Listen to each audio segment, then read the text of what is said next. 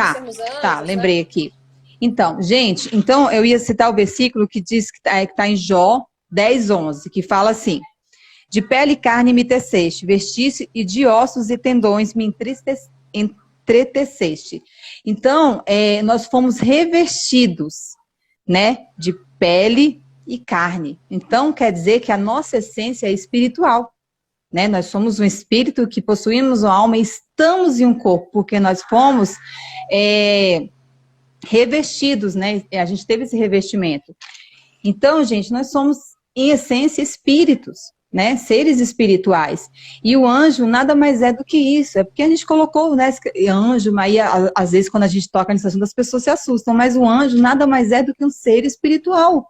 Um filho de Deus, como dizem vários versículos, né, Jess, que mostram isso. Que associam anjos a filhos de Deus. E é isso que nós somos, gente. É simples. E aí você fala o que você ia falar aquela hora. Eu tinha falado que agora a gente vai deixar a Bíblia exatamente mostrar essa nossa, entre aspas, divindade. Mas lembrando que não tem a ver com hoje sermos seres divinos. Ah, a gente é anjo. Ah, eu sou muito bom. Não, gente. A gente pecou. A gente está aqui. A gente caiu também. A gente foi destituído da glória de Deus. E aqui agora a gente está aqui para fazer uma escolha. Se você não escolher certo, meu amigo, tchau, tchau. Já era. Né? Então, o negócio é sério. O negócio não é pra gente ficar se achando bonzão, ou não tem nada a ver com gnosticismo, de despertar o Deus interior, nada a ver com isso. Tem a ver de reconhecer uma questão de a gente ter existido anteriormente e não a ver com, a gente é anjo. Não, tem a ver com sermos, em essência, seres espirituais anteriores a esta existência, a este plano. E aí a gente vai ver isso aqui agora. Salmos 82, 6 e 7. Eu disse... Vós sois deuses, e todos vós sois filhos do Altíssimo. Todavia morrereis como homens, e caireis como um dos príncipes. Esse versículo é forte. Sem a gente ter que olhar aqui nada com relação a Strong, nem nada, nesse momento aqui a gente já viu que a mensagem já está falada. Mas muita gente pode falar pra gente assim, não, essas duas estão viajando, porque lá em Ezequiel 28:2... o rei de Tiro foi repreendido, porque ele falou assim, eu sou Deus. Ele foi repreendido pelo profeta, diretamente a pedido de Deus, falando, olha, você aí está se chamando de Deus, mas você não é Deus, você é um homem. Né? E aí é isso que vou ler aqui para vocês verem como houve, de fato, essa repreensão, mas não se pode utilizar esse versículo para contrastar Salmo, senão a Bíblia seria o quê? Contraditória, e a Bíblia nunca se contradiz. São as pessoas que se contradizem, né? Então... Ezequiel 28:2 fala isso que eu acabei de falar. Filho do homem, dize ao príncipe de Tiro, assim diz o Senhor Deus, porquanto o teu coração está elevado e tu disseste, eu sou Deus. Eu me assento no lugar de Deus, no meio dos mares. Porém, tu és homem e não Deus, embora estabeleças teu coração como o coração de Deus. Só quero aproveitar para fazer um parêntese também, que muitas pessoas não compreendem aquilo exatamente que a Bela tinha falado antes, que existem figuras que prefiguram uma outra pessoa, uma outra figura dentro da Bíblia. E o rei de Tiro, nas passagens seguintes e anteriores, ele prefigura Lúcifer nos céus. Exatamente. Mas a gente não vai focar nisso aqui agora. Depois vocês leem e vocês fazem essa análise. Mas o rei de Tiro prefigura, vocês vão ler, vão fazer a leitura, vão ver que tem uma aplicação da histórica ali, do rei de Tiro, o que ele estava fazendo, e tem a aplicação do que o querubim, Satanás, fez lá no céu. Você vai ver que tem esse paralelo ali dessas duas questões. Mas vamos ao que importa aqui com relação à análise do Deus, né, que é colocado aqui nesse versículo. O rei de Tiro falou, eu sou Deus. Tá, mas será que esse Deus que ele está falando é o mesmo Deus que o salmista falou lá em Salmos 82, 6, 7, que falou que vós sois deuses? Não é. Quando a gente analisa os Salmos 82, 6, a palavra deuses é Elohim, né? O Strong H430, que tem conotação de anjos, filhos de Deus, divinos e juízes. Inclusive, os israelitas, os hebreus antigos, tinham a compreensão de que lá no céu, os anjos, não era Deus que regia tudo, havia um conjunto ali, uns juízes, né? Eles tinham esse entendimento, né? Como era de fato, só Deus sabe. Mas eles tinham esse entendimento de juízes, e é engraçado que aqui tem essa conotação, Elohim, né? Elohim é filhos de Deus, anjos, divinos, juízes. E daí, em Salmos 82, 6, fala exatamente isso. Vós sois deuses. Então, vós sois anjos, vós sois filhos de Deus, sois divinos, sois juízes, né? Porém, morrereis como homens. Ou seja, nós somos aquilo anteriormente, mas vai morrer como homem porque deixou de fazer alguma coisa e é o propósito de Deus, né? Agora, em Ezequiel 28:2, quando o rei de Tiro fala eu sou Deus, esse verbo, a palavra Deus ali é o Strong H410. O outro era H430. Esse H410 é uma palavra diferente. E aqui a palavra é El. O outro é Elohim, e esse é El. El só tem um El. E esse El é Deus como Deus, o verdadeiro Deus, o tetragrama de Yod-Hei Vav-Hei, poderoso, Yahweh, o único. Javé, né? Yahweh, somente é atribuído ali a esse Deus, o Deus Todo-Poderoso, o único Deus. Então, o único que pode ser citado na Bíblia como El é Deus. E ali Tiro, ele se colocava como esse Deus, não um Deus na questão de angelical, ser celestial, mas sim como o que está acima de tudo. E é exatamente o que Satanás fez também. Por isso que existe esse paralelo. Então, vocês conseguem compreender aqui como quando a gente usa o versículo de Salmos 82, 6, 7 para falar aquela questão de vós sois deuses, para trazer a nossa pré-existência, não dá para contrastar com Ezequiel 28:2, porque lá está sendo utilizado conotações diferentes. É a mesma palavra em português, porque o português, às vezes, foi se perdendo esse sentido, foi se perdendo, né? Tem a falsa pena dos escribas lá de Jeremias 8:8 também, que isso ocorreu, isso é muito forte, as pessoas não compreendem. A falsa pena dos escribas é que vai dando um jeitinho ali na palavra para poder ocultar verdades também. Então, isso é muito profundo, isso é muito forte e é uma revelação tremenda que faz a gente ler a Bíblia desde uma perspectiva totalmente diferente. Então, sim. É isso. E o próprio versículo já diz tudo, né? Assim, morrereis como homens e caireis como qualquer dos príncipes. Primeiro, vós sois deuses. Depois, morrereis como homens. Gente, só isso já diz tudo. E aí, ainda Jess ainda vem com as nossas análises do Strong, sabe? É muito claro, né? Eu até queria citar também, para complementar, Jó 8:9, né? Que fala assim, porque somos de ontem, e nada sabemos, porquanto nossos dias sobre a terra são como uma sombra. Então, gente, nós somos de ontem, de um outro tempo, né? Que até o Strong também tem essa análise, né? Exatamente. Quando a gente vê qual é o Strong da palavra ontem, que é a palavra temol, Strong 8543, tem essa conotação de antes daquele tempo e do passado.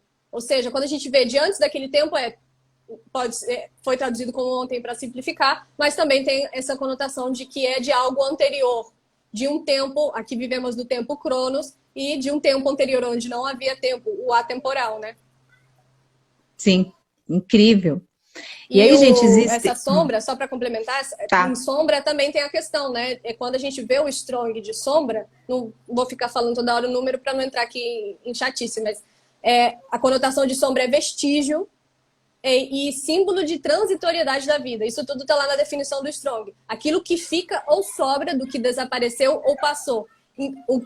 Então, uma terra é como uma sombra, ou seja, essa terra é como um vestígio do que passou. Né? A transitoriedade é algo transitório, é algo que a gente está passando. Então, cada vez que a gente abre o Strong ali para ver qual é o significado do original, a gente tem mais revelação. Sim. E aí, gente, tem outro versículo em Salmos, né? Que fala assim, Salmos 8:5. Pois pouco menor o fizeste do que os anjos, de glória e de honra o coroaste, né? Então, aqui não é falado de seres distintos, mas somente de níveis fractais diferentes, né? Um pouco menor, não quer dizer que é diferente, é só um pouco menor. Então, é um nível fractal diferente, gente. Tu tem um Strong desse, análise? Não, esse daí eu não separei, não. Não, né? Tá, não, beleza. Aí tem outros também, né? Outros versículos aqui que eu vou citar 2 rapidinho, gente. Que diz assim, Apocalipse 21:17. Mediu o seu muro de 140 côvados, conforme a medida de um homem, que é a de um anjo. Hebreus 13:2. Não vos esqueçais da hospitalidade, porque por ela alguns, não sabendo, hospedaram anjos. E se você for analisar essa questão de hospedar, né? O útero materno, ele faz isso, né? Ele recebe um ser pré-existente. Olha a seriedade. Olha o que significa fazer um aborto. Olha o que significa fazer um aborto, gente. Né? Daí a gente tem mais ainda, tem muitos versículos que atestam essa questão da pré-existência, né? E, por exemplo, Jó teve muito esse entendimento, Jó conversou com Deus exatamente sobre essa questão. E lá em Jó 38:4 temos o seguinte: onde Deus falando diretamente para Jó, onde estavas tu quando eu fundava a terra? Declara-o se tens entendimento, né? Aí a gente vê aqui, que Jó tá lá na miséria, a gente sabe que Jó foi um dos caras que mais sofreram na Bíblia, né? Um dos, né? Não o que mais. E vai lá Deus e zomba dele? Como assim? Onde é que você estava quando eu fundava a terra, o seu insignificante? Você acha que Deus faria isso? Não é isso que ele estava falando. É porque Nosso Jó pai existia. não é sarcástico, gente. Ele não é sarcástico. É tanto que ele fala, né, completando, né? Onde você estava, né? Quando as estrelas da alva juntas alegremente cantavam e todos os filhos de Deus jubilavam. De certo, tu sabes, porque já eras nascido e por ser grande o número dos teus dias. Gente, você acha que isso aqui foi algo sarcástico de Deus? Jó sempre é interpretado, né, pelos teólogos como um livro totalmente poético, que não tem importância nenhuma, é uma poesia, aquilo não aconteceu e tal. Não, gente, mas ele não é poético, ele é espiritual. É um livro que a gente tem revelação espiritual. E aqui é uma verdade, era grande o número dos dias de Jó, né? Grande, e ele sabia, mas ele não estava lá. Mas no momento que ele ouvia isso de Deus, ele não lembrava, né? Porque a gente vem para cá e não lembra. Mas o Senhor, ele não estava sendo sarcástico aqui, de forma alguma. E a gente lê, eu sempre tive esse entendimento. Deus estava zombando de Jó aqui, estava, né? Falando assim, mas quem é você? Onde é que você estava? Mas é uma questão de preexistência. E ele, em um determinado momento, ele compreende isso, porque ele fala para Deus assim, em Jó 10:11, tu me vestiste com pele e carne, e me preencheste com ossos e tendões. Ou seja, ele compreende que ele não é pele e carne, ele foi vestido de pele e carne, ele é espírito. Né? E o que é ser espírito? De onde saiu o espírito? Não foi assim, as coisas não funcionam assim. Se Deus quisesse simplesmente estalar os dedos, ok, mas quando a gente entende que existem leis celestiais, a gente entende que as coisas são feitas por um propósito, um motivo, uma ordem, né? Então, isso tudo é muito profundo. Daí aqui eu separei por último, né, para continuar mostrando essa questão da preexistência, Filipenses 3:20. Você trouxe algo sobre esse versículo? Eu acho que não, esse não. Olha, mas mas você citou um semelhante, que é a nossa pátria está nos céus, de onde também esperamos o Salvador, o Senhor Jesus Cristo. Né? Isso a gente pode ler com o entendimento de que após aceitar a Jesus Cristo na nossa vida, a nossa pátria, né, o nosso destino agora é aquele, mas significa também que a gente é de lá, conforme tudo que a gente viu anteriormente, tem esse entendimento de que a gente é de lá e a gente tem que tornar para lá, assim como o filho pródigo, que mais à frente a gente vai explicar para vocês com esse entendimento a parábola, né? Daí, Vivi, se você me permitir, eu quero só que eu acho que sobre essa questão da predestinação, você chegou a trazer alguma coisa? Aqui anotado não, mas se você quiser falar, pode falar, a gente porque fala. Eu cheguei a trazer, né? Porque eu sei que tem estado em voga bastante essa questão da predestinação. A gente viu gente famosinha falando sobre a predestinação. Vimos o doutor Afonso, que eu considero pra caramba, aprendo muito com ele. Vimos o Rômulo Marasquim falando da predestinação e várias outras pessoas trazendo esse entendimento, né? E, bem, existe a predestinação? Gente, existe.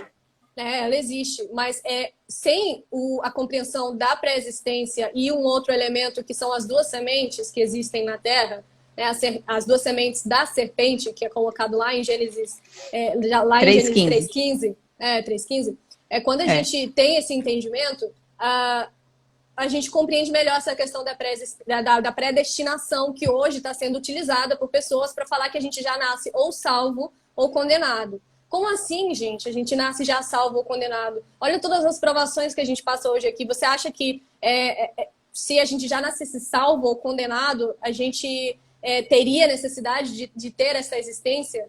Deus não poderia ter resolvido as coisas de uma outra forma? E isso não se trata de questionar Deus. É que Deus nos deu a inteligência da forma que a gente tem hoje.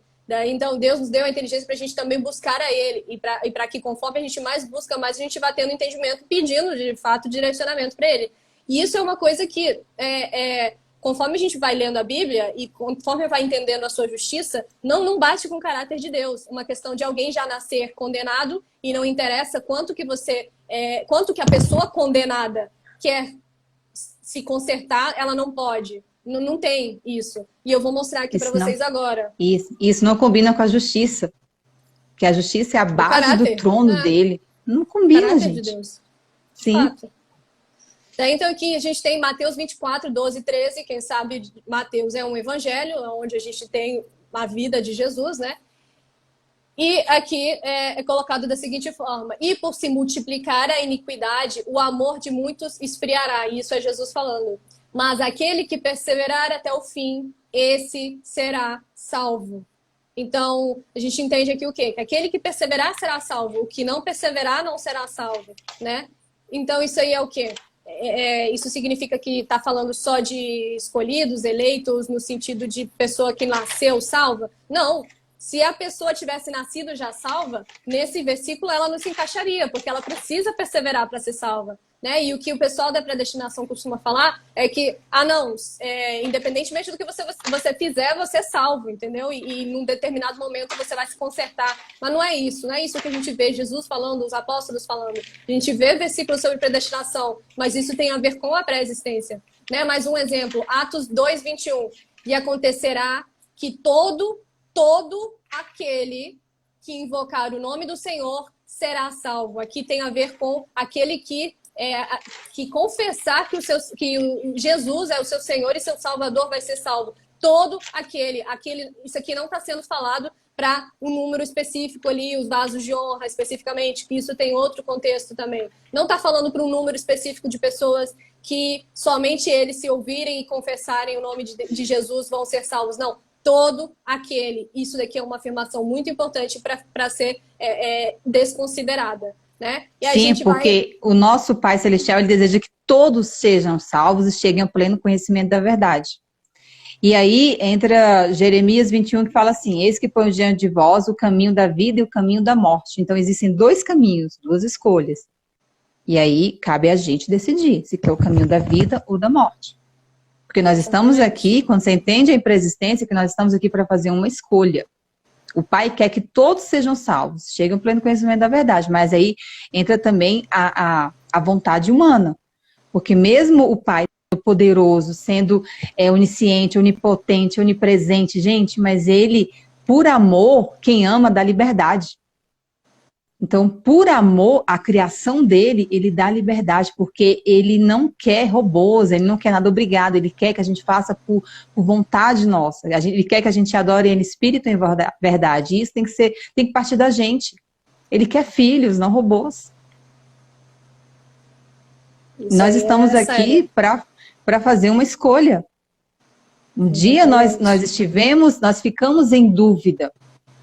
E hoje nós estamos aqui para escolhermos, para tomarmos um posicionamento, não ser, deixar de estar em dúvida, ser morno, né? Essa questão da mornidão, e tomar um posicionamento.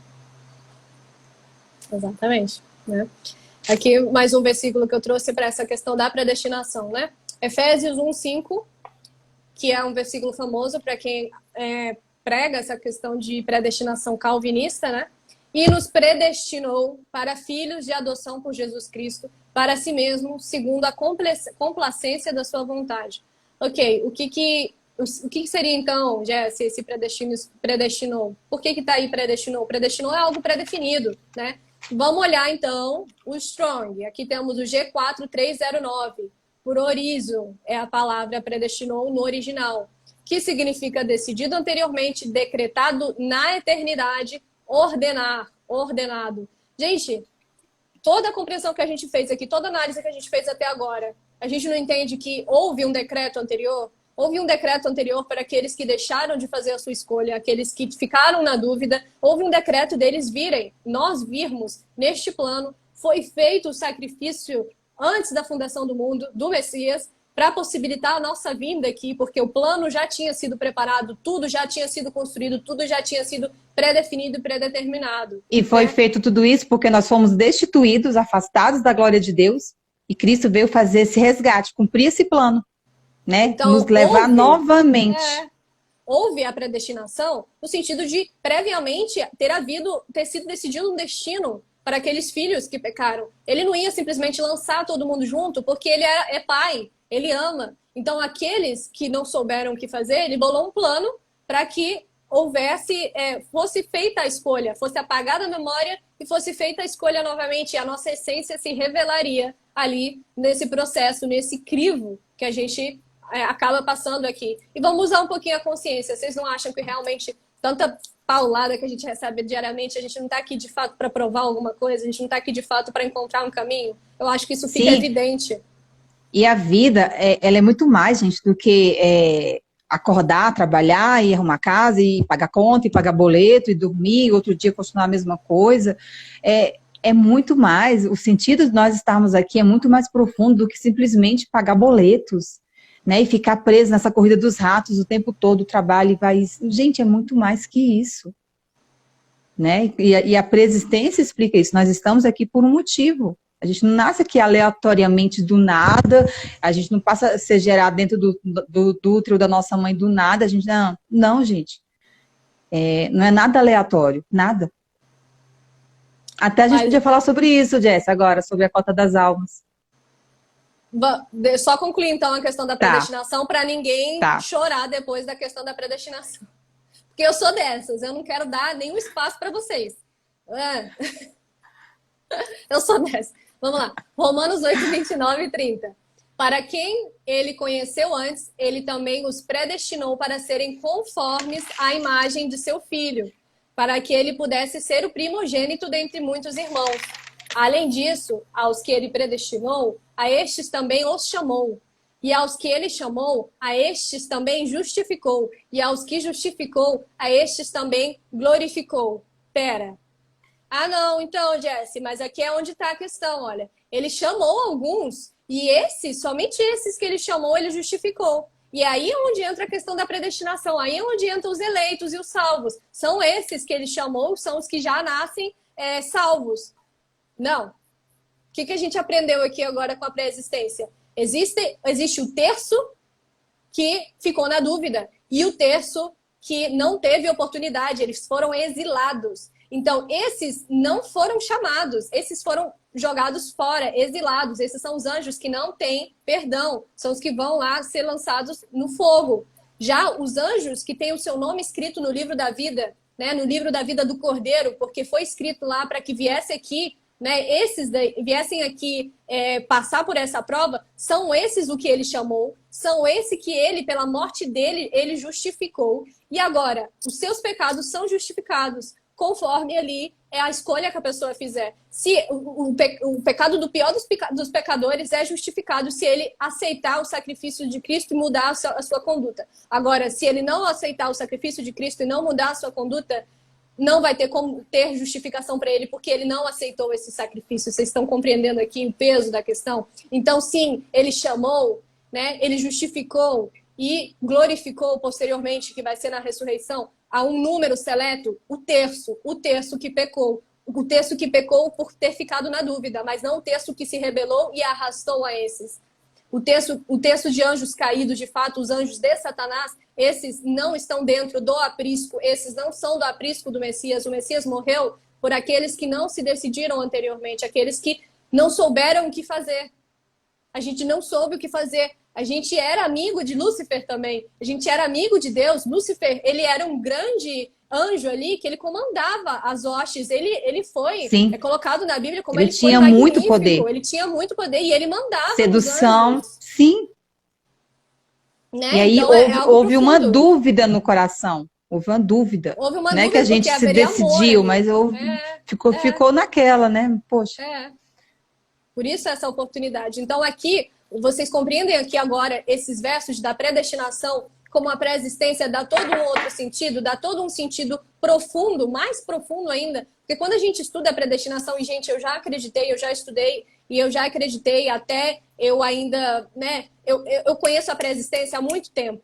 Daí eu me deparei com a predestinação e fiquei com receio, vi tanta gente com tanta certeza, eu fiquei com receio de eu estar acreditando numa heresia de fato. Daí eu fui estudar a predestinação, só que ainda eu não tinha respostas. Tinha coisa que eu via versículo na Bíblia que falava que era totalmente contrário à predestinação. E sempre fica aquela sensação de, beleza, eu vou aceitar, mas tá estranho. Né? Isso aconteceu comigo, então eu sei o que é acreditar na teoria da predestinação calvinista. Mas quando a gente entende de fato o que é a nossa pré-existência, a gente vê que essa predestinação se refere, né, a uma questão de anteriormente nós termos tido o nosso destino aqui à Terra definido para que a gente viesse a passar por esse crivo. E é algo muito mais amplo do que Deus ter determinado que Joãozinho vai ser salvo e Mariazinha vai ser condenada. É muito mais amplo, entendeu? Sem contar que isso não combina com o caráter dele, gente. Não combina de forma alguma. Ele nunca ia escolher uns para perdição e outros para salvação. Nunca. Ele quer que todos sejam salvos. E com relação a toda, só para encerrar essa questão da predestinação e todos esses mistérios, às vezes eu vejo irmãozinhos ficando meio que, gente, mas como é que a gente vai chegar a esse entendimento e tal? É perseverar, sabe? É perseverar ali na leitura, pedir discernimento, se tiver a possibilidade de ver essa questão dos dicionários de Strong, veja, né? E, enfim, vou ler aqui um versículo que fala justamente sobre esses mistérios, né? 1 Coríntios 2:7. Mas nós falamos a sabedoria de Deus em um mistério, mesmo a sabedoria escondida, a qual Deus ordenou antes do mundo para a nossa glória. Deus ordenou esse mistério, essa sabedoria antes do mundo. Tem mistério, tem sabedoria escondida. E não é à toa que isso está lá. Quem nunca teve essa sensação aí de que está lendo a Bíblia, passa por um versículo que não entende, vou pular isso aqui, não faz diferença não, vou continuar lendo, o que importa é ler, não precisa entender não. Quem nunca fez isso? Eu já fiz há anos atrás, fazia muito. Né? Que nem esse que eu citei de Jacó, que Deus odiou Esaú, amou Jacó e odiou Esaú. Eu falava, não entendo, isso não entra na minha cabeça, mas Deus é justiça, mas deixa, um dia eu entendo. Aí passava reto e continuava lendo, entendeu? Pois é, e a famosa cota das almas? Será que a gente nasce aqui aleatoriamente do nada? Será que assim vai vindo e não, sabe? Não tem fim? A gente nasce, não tem fim? Como é que é isso, gente? Vamos entender? A gente vai ler Apocalipse 6:11. Vamos lá. E foram dadas a cada um vestes brancas, e foi-lhes dito que suportasse ainda um pouco de tempo, até que também se completasse o número dos seus conservos e seus irmãos que haviam de vir para serem mortos como eles foram. Então, gente, depois vocês leiam com calma, que se a gente for ler tudo aqui, a gente vai ficar 4 horas de live aqui. Mas eu vou focar nesse versículo aqui, até que se completasse o número dos seus conservos, que deveriam vir, né, para que sejam mortos.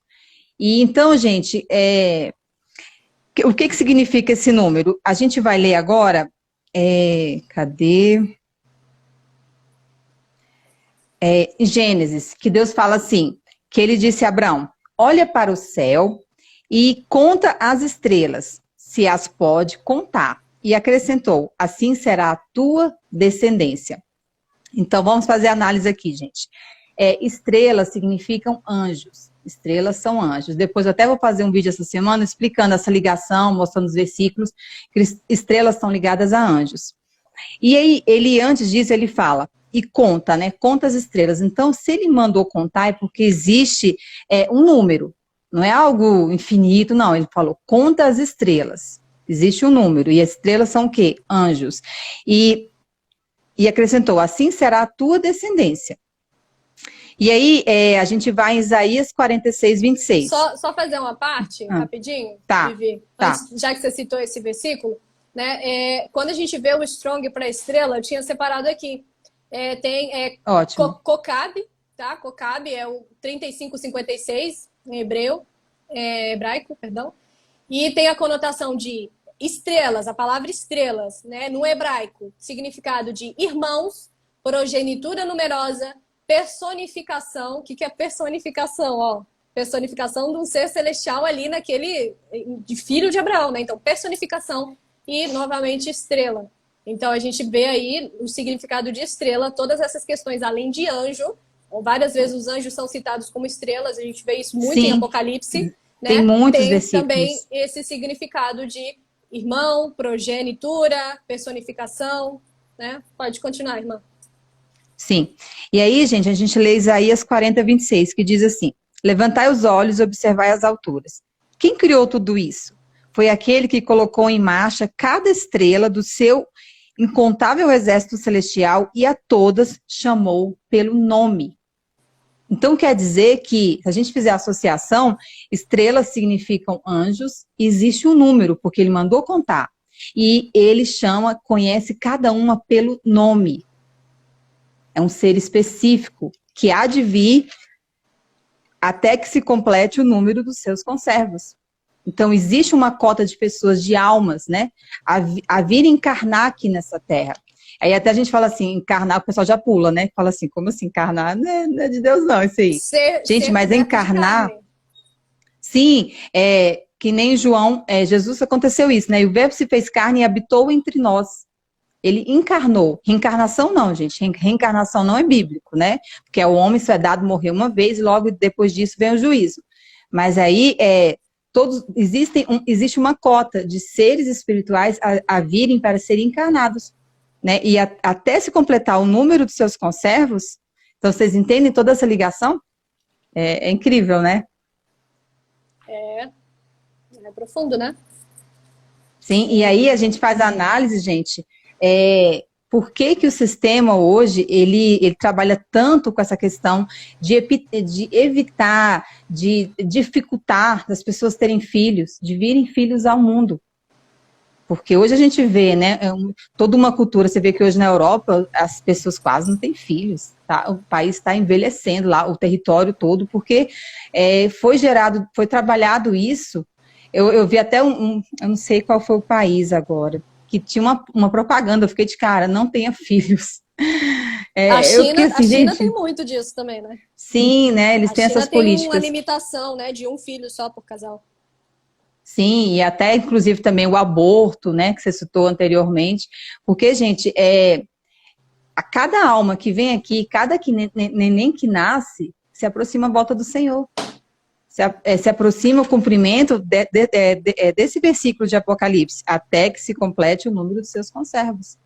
Então, eles querem impedir que isso aconteça, que retarde, né? Não é nem impedir, mas que retarde isso, né? Quando a gente entende que tem um terço, esse terço de um algo tem que se completar.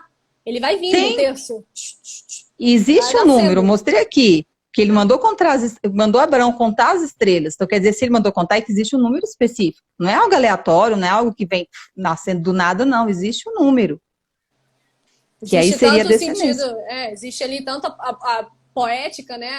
Sim. O sentido poético e bonito daquilo, mas aquilo que a gente sempre falou, né? Tem a aplicação micro e uma aplicação ali de algo mais espiritual, algo macro, algo mais geral, né? Global. Sim, exatamente isso. E aí você vê quando concluindo aqui. Então você vê, quando você começa a entender tudo isso, preexistência, essa questão toda, você vê quão maligno é o aborto, né? Porque você está impedindo de um ser, de um ser espiritual vir aqui como é que fala a palavra? Fazer a sua escolha também, né? Fazer a sua escolha. Ele não vai nascer, vai ser impedido. Então, você entende como isso é terrível, né? Isso pode afetar, inclusive, né? Eu sei que Deus sabe de todas as coisas, mas talvez esse espírito ali pode afetar na questão do galardão, porque o galardão tem a ver... Ele fica sem galardão. O galardão tem a ver com o que a gente faz aqui. Ele é salvo, sim, mas não tem galardão, entendeu? E isso é muito sério. Muito. Tem a salvação, porque é do reino dos céus, é dos pequeninos, das crianças, sim, né? Isso, sim, é muito claro. Tem salvação, é certeza disso. Mas, sim, galardão não. Porque galardão é por obras, né? É o que você fez aqui. Galardão é meritocracia. Por sim, isso, galera, totalmente. Vai um alerta aí. Quem estiver aí coçando, assistindo televisão, achando que vai ser salvo, tá tudo certo, só querendo Messias, tá tudo certo. Mas aí, também tem galardão, tem que correr atrás do galardão. Vamos ali pregar pro outro, falar do evangelho, despertar o amiguinho, dar um tapa na orelha, falar, meu filho, vacina faz mal, tá? Galardão é algo incrível, gente. A gente tem que correr atrás, sim. É incrível, é um prêmio, né? É. E aí, esses seres, eles ficam sem um galardão. Então, isso é muito triste. Então, assim, quando a gente começa a ter esse entendimento, você vê quão maligno é o aborto. E você, o que você compreende como a taça do esquecimento, que é um conceito da pré-existência também? A taça do esquecimento, aquilo que nos faz esquecer da nossa vida pregressa, da nossa vida celestial, não pregressa, que isso? Isso tem a ver com... Isso tá errado, não. Né? O sentido é esse, mas não no sentido espiritual, mas no sentido espiritual de espiritismo, mas no sentido de vida celestial, né? Da nossa pré-existência. Sim, um apagar de memória, né? Um apagar de memória. É tanto que eu já ouvi falar que a questão do déjà vu, que às vezes a gente tem uma lembrança daquilo que a gente viveu e a gente fica, mas eu nunca vivi isso, mas eu não sei, parece que eu já vivi essa cena, né? Pode ser um resquício do que você viveu anteriormente. Tem, inclusive, estudiosos do assunto que falam que não somente tem a ver com um resquício de algo que você já viveu, mas como, tipo, na temporalidade, o seu ser está em outro lugar, na temporalidade, no sem tempo, né? Daí, aquele ser tem que entenda que aquele ser ali, o tal chamado anjo da guarda, aquele ser é você mesmo, né? No outro plano, no plano sem tempo, e daí esse outro, vocês têm uma conexão, e aí esse outro, você viu aquilo e você viu o que ele viu. Tipo isso. Mas aí isso já eu acho abstrato demais, né? Mas tem estudioso desse tema que fala isso, mas só uma curiosidade mesmo. Uhum. E aí, Salmos... pode falar. Eu ia citar um aqui agora, Salmo 60, versículo 3, que fala, né? Fizeste-nos beber o vinho do atordoamento. E aí você ia trazer esse, né? Eu tenho alguns aí, esse é um, sim. O vinho do atordoamento. Que tem esse sentido de esquecimento também, né? O vinho do atordoamento. Quando a gente lê esses salmos, a maioria dos salmos, se você não tiver essa visão espiritual, você não compreende o que está ocorrendo ali, porque você fala, ele está falando de guerra, ele está falando do sofrimento ali do povo de Israel naquele instante, ele está falando do quê? O que é esse vinho do atordoamento? É aquele versículo que você pula e esquece. Mas não, tem conotação espiritual. Daí, esse vinho do atordoamento é ali a palavra poética para falar exatamente que a gente esqueceu, né, do que houve. E o verso anterior, que a Bela leu só a parte B, a parte A fala, fizeste ver ao teu povo coisas árduas e fizeste-nos beber o vinho do atordoamento. Então a gente viu coisas árduas, a gente viu a rebelião, a gente viu aquela perfeição ali de Sião, né, que é o reino de Deus, sendo despedaçado por uma briga, por ganância, sabe, de alguém que quis se sentar no trono de Deus. Então a gente viu algo triste, porque a gente amava também aqueles seres, né? E por isso a gente vê tanta lamentação também nos Salmos. Porque se você ler os Salmos com esses olhos, você vai ver como o salmista muitas vezes chora por conta de ter sido apartado de amigos, ter sido afastado. E isso tem tanto aquele reflexo para a vida celestial, quanto uma aplicação de uma guerra, algo circunstancial. Sim, é tanto, se a gente começar a ler com esse entendimento, várias histórias do Antigo Testamento, gente, você começa a tirar tanta pérola, tanta coisa linda do que aconteceu nos céus, acaba refletindo num padrão, né, aqui na Terra, e as Escrituras mostram esse padrão acontecendo, principalmente nas histórias do Antigo Testamento. É lindo. E Salmos mostra muito isso, Jó também, né, Gênesis. Isaías 51, 17, temos mais uma aí, questão da taça do esquecimento. Desperta, desperta, levanta-te, ó Jerusalém, que tem bebido da mão do Senhor a taça da sua fúria, que foi também, né, tem o sentido de o castigo ali que foi colocado daquela rebelião. Tu tens bebido os sedimentos presentes na taça estonteante e a esvaziaste. Então, mais uma vez, e é a mesma palavra, tá? Eu consultei os Strongs, é a mesma palavra sendo utilizada em todos esses versículos. É o mesmo Strong para cada um desses versículos que eu vou citar aqui falando da taça do esquecimento. Então, por que em vários livros diferentes a gente tem essa citação de uma taça do esquecimento e as pessoas normalmente não falam dela? O que isso significa? É o fato da gente não lembrar do que aconteceu, é o fato da gente não poder lembrar, porque se a gente lembrasse, ia ser muito fácil fazer a escolha. Inclusive, tem um versículo que eu não separei. Tem um versículo que eu não separei que fala exatamente disso. Que aqueles que viram, eles mesmo vendo, eles não fizeram a escolha certa, mas a gente está aqui para fazer a escolha pela fé, né? E não pelo aquilo que se vê, mas pela fé. E se trata justamente disso. não vamos poder ver agora, né? E por isso que, pela crença naquilo que não se vê, que a gente é salvo, né? Pela crença no que não se vê, com base no sacrifício de Cristo, primeiramente, né? Uhum, com certeza. E aí, em Isaías 51:22, temos novamente a taça estonteante, né? Diz assim: assim diz teu Senhor, o teu Deus, que pleiteia a causa do seu povo. Eis que eu tenho retirado de tua mão a taça estonteante, os sedimentos presentes na taça da minha fúria. Tu não mais beberás novamente. Aqui tem aquele entendimento também de que foi apagada a nossa memória uma vez, né? E tem gente que aplica isso daqui no sentido de que depois que a gente ressuscitar, a nossa memória vai ser apagada e tal, né? E penso que a gente não, justamente por esse versículo, a gente não vai beber novamente dessa taça. A gente vai sim entender o que aconteceu na nossa vida anterior, mas nós vamos sofrer por isso porque não vai haver mais dor, né? Então, aí também é uma questão que traz esse ponto do esquecimento. Tu não mais os beberás novamente, né? Aqui está falando para Israel. E não tem, essa taça não tem uma aplicação específica histórica, uma taça de esquecimento, tem uma aplicação espiritual. Sim, com certeza. É tanto se a gente for associar no útero, né? O que o bebê bebe? O líquido amniótico. E esse é o mistério. Sim. E o líquido amniótico, gente, e a amnésia tem a mesma ligação linguística. Olha aí. O bebê bebe o tempo inteiro esse líquido. E se você for analisar, é como se... Porque no batismo é o quê, né? A gente passa pelas águas, né? Para uma nova... Deixar para trás, né? Para nascer de novo, né? E nascer de novo, uma nova vida. E aí, no útero, o que acontece? A gente passa pelas águas, né?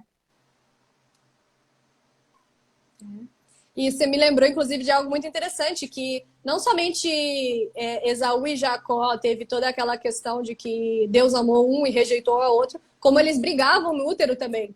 Então, eles já sabiam também, lá naquele momento, eles já sabiam, justamente, a Bíblia não falou isso para ficar bonitinho. Eles já mostravam a personalidade deles dentro do útero.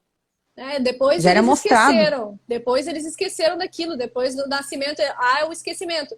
Mas eles já brigavam, e a Bíblia fez questão de mostrar isso, de colocar que eles já brigavam, justamente porque eles não tinham a mesma proveniência, eram espíritos, né? Isso já entra também na questão ali da semente da serpente, né? Que é mais amplo e não dá para abordar nessa live, infelizmente. Mas ali a gente vê duas sementes brigando, dois espíritos que têm destinos diferentes. O que foi rejeitado por Deus, um que é vaso de ira, que é Esaú, e outro que é o vaso de honra, que é Jacó. Né? Mas pelo lado da ótica não da predestinação, mas da ótica de quem vem de fato desse terço, do terço bom, né? O terço, quer dizer, um terço neutro, que tem a escolha. E no caso, uma pessoa que estava vindo ali desse terço era Jacó.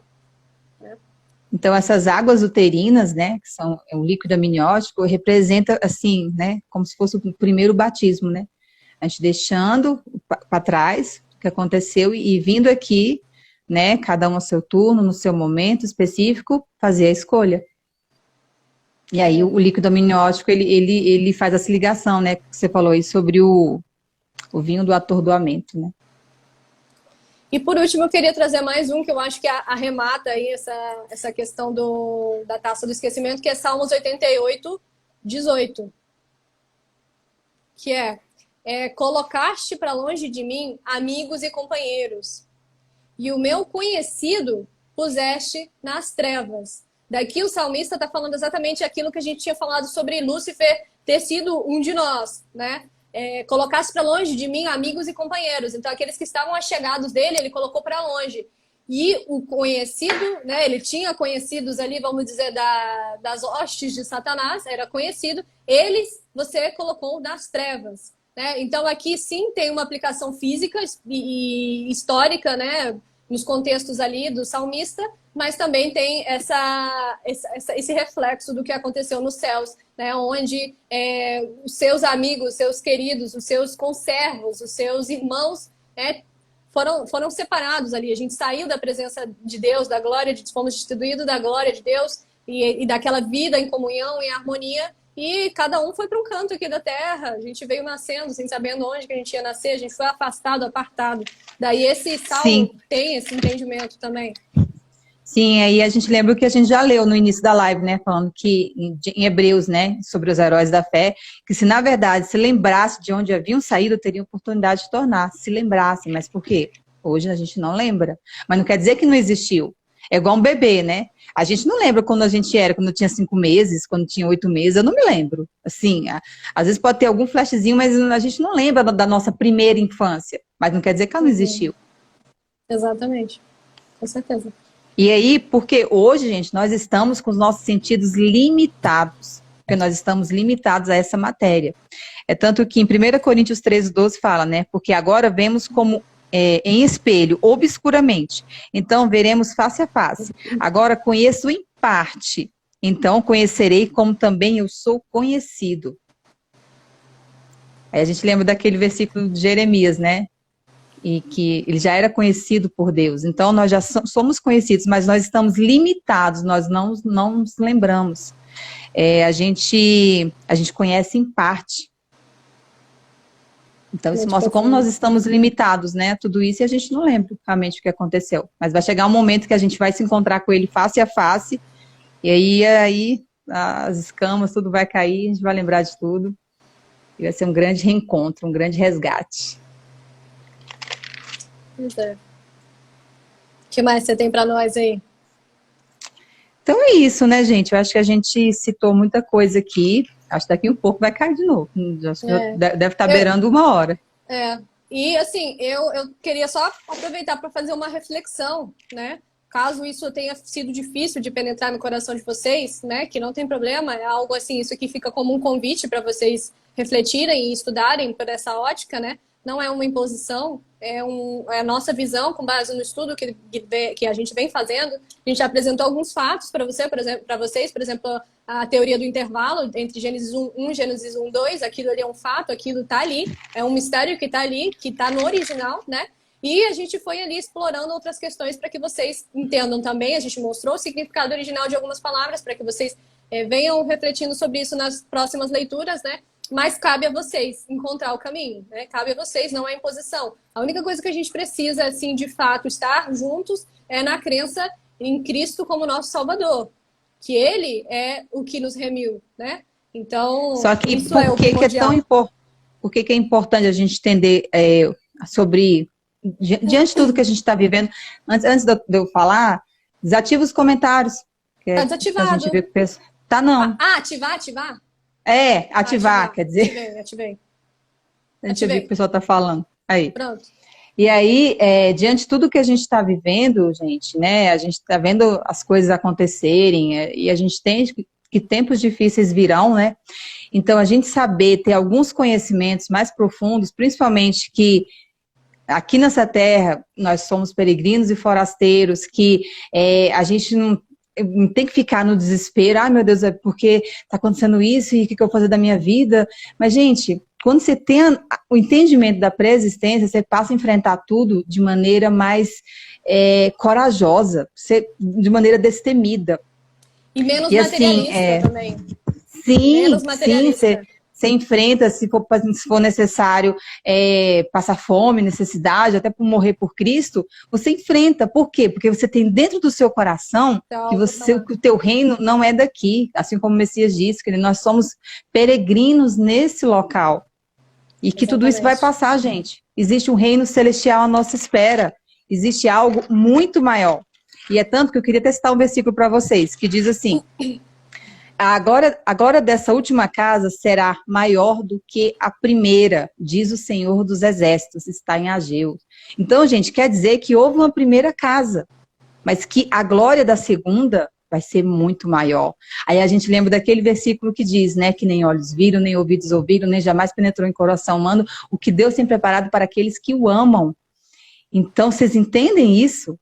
que, sabe, vale a pena a gente enfrentar tudo, a gente, sabe, perder coisas, inclusive, aqui nessa terra, porque existe algo muito maior à nossa espera. E assim como Israel peregrinou no Egito e voltou para a terra prometida, Canaã, através de Moisés, Cristo vai vir fazer esse resgate. Nós vamos voltar de onde a gente veio, né?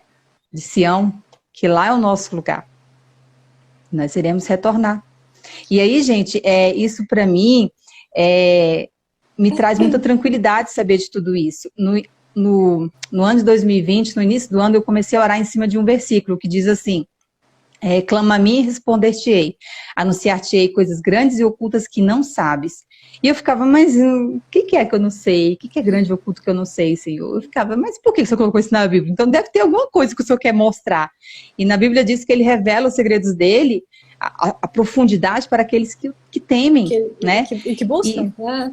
Sim, que buscam e que querem ter que tem essa sede. E aí eu comecei a orar. Gente, foram 3 meses, todo dia. Eu, Senhor, o que é? O que é isso? Me mostra. O que é que eu não sei? Me fala, eu quero saber. E aí, gente, começou a vir várias coisas, vários entendimentos para mim, e inclusive um deles foi a pré-existência. E aí, as primeiras vezes que eu ouvi sobre isso, eu ficava, esse povo tá falando besteira, esse povo tá falando heresia, isso não existe, como assim? E aí, eu comecei a fazer meus estudos, que nem essa live aqui, nossa, a gente está dando o caminho das pedras só para vocês, mas revejam, anotem, escrevam, façam seus estudos, porque uma hora as escamas caem, e quando cai, é choro, porque eu chorei, quando eu comecei a entender tudo, e tudo começou a fazer conexão, e eu linkei uma coisa com a outra, eu fiquei, meu Deus do céu.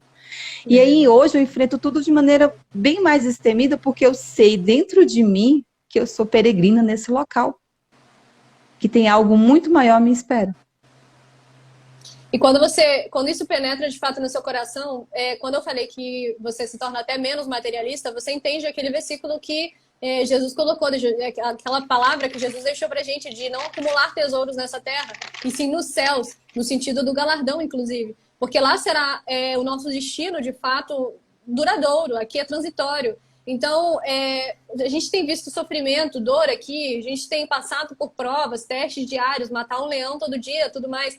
Ok, mas tudo isso vai valer a pena, né? Vai valer a pena porque a gente logo cessa e a gente vai estar lá com Cristo e com Deus, né? A gente vai estar com o nosso Salvador e com o nosso Criador. Então, quando a gente entende que de fato a gente está aqui dentro de tipo um avatar, a gente passa que a nossa essência espiritual...